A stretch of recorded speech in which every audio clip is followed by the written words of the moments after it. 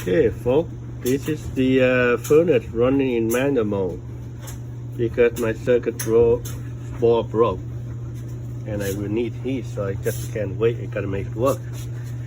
So what I did is run the power through one of these switches you can turn on now. Run directly into the furnace. I split the cable, and that cable is connected directly into the inducer, and it connected directly to the blower, which is white and orange, and I also connected to the igniter. The igniter connects to a toggle switch, so when I need, I just press and hold to ignite. Now for the gas, I also bypass the gas valve, and I happen to have an inlet plug and an outlet plug.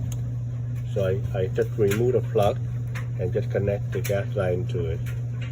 So this gas line come from the barbecue. So yeah, the barbecue gas line, just perfect.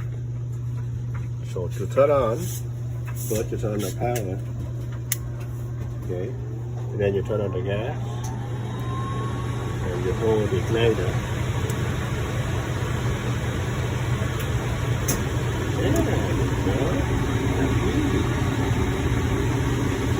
Turn it off. You turn off the gas first, and turn it off.